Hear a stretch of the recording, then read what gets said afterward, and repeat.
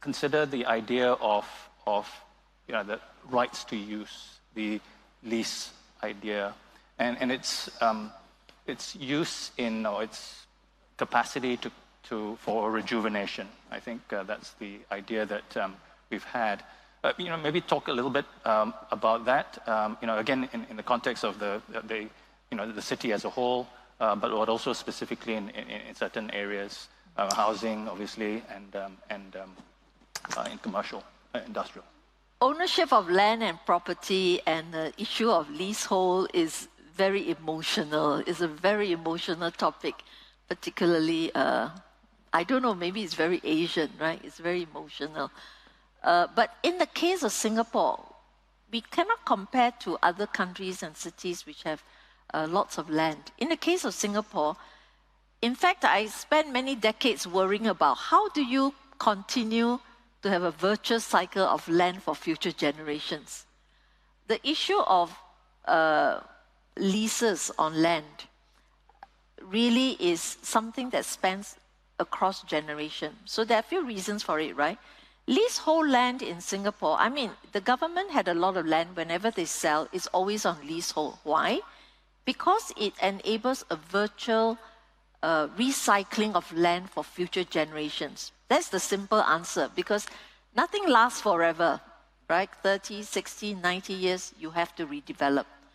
If everything is owned by a few people, where is the next generation going to get their housing and all the other facilities? Where is business going to get the land?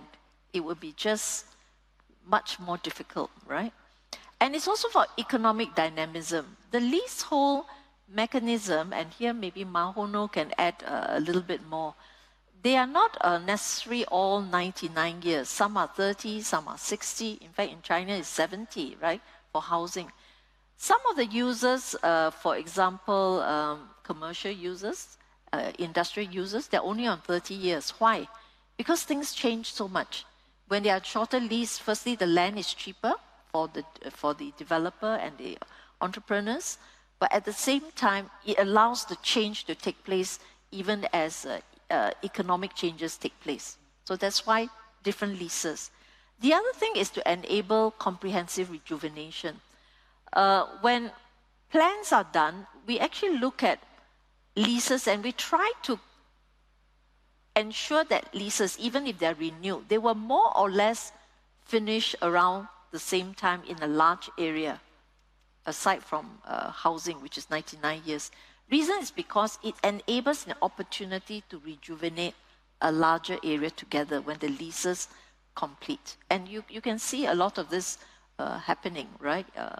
Land in the north, for industry, or Sembawang shipyards, when they end, well, then you have potential for rejuvenation. So the leasehold concept is actually a very important concept, particularly in the case of Singapore.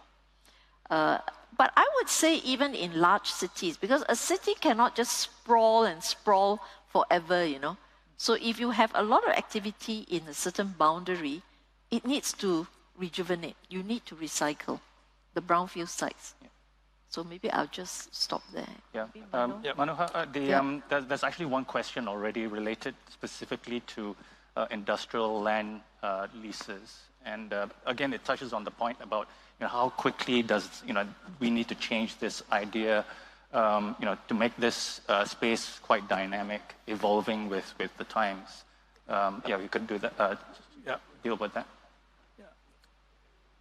See, because of our constraints, of course, there's always a question of trade-offs. We also have to bear in mind that businesses want predictability. Okay, so we have to balance between being agile and being predictable.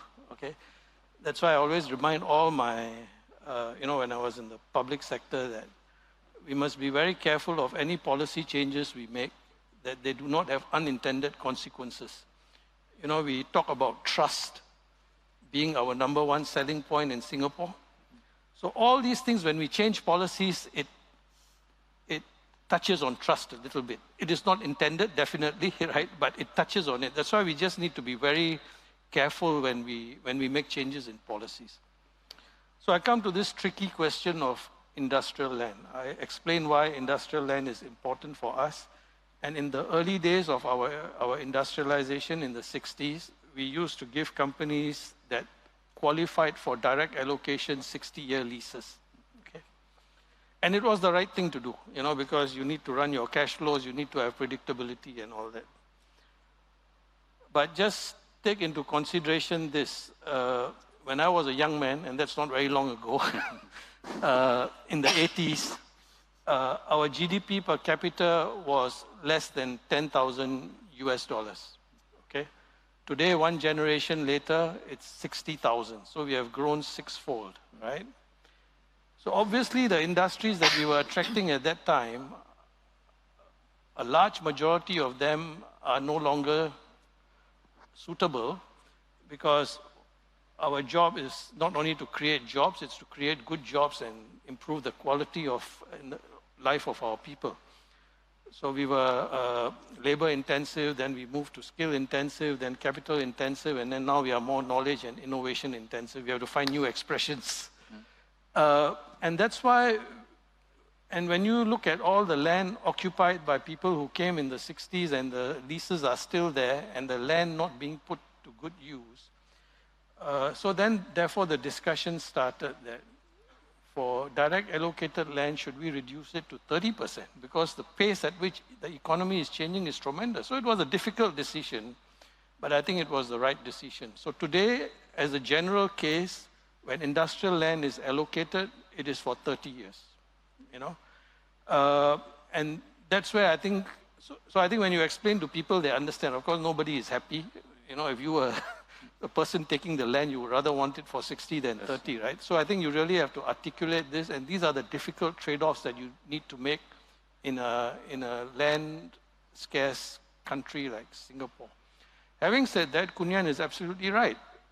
Other cities have also done that, either because they saw what we have done, or they, in fact, do it one better. In certain cities in China, it's even 20 years for industrial land, right? So I think that's why we need to make trade-offs.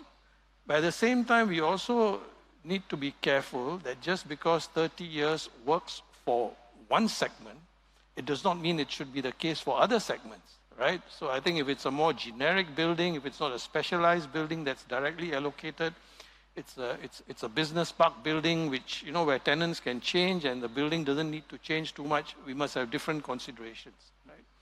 So I think that is the balance that we need to make, but I do want to highlight the point that every time we make a policy change, we must be cautious of the fact that from the business people's perspective, actually predictability is very important. And when we do make such major changes, we must be able to articulate this clearly to the industry on why we are doing this.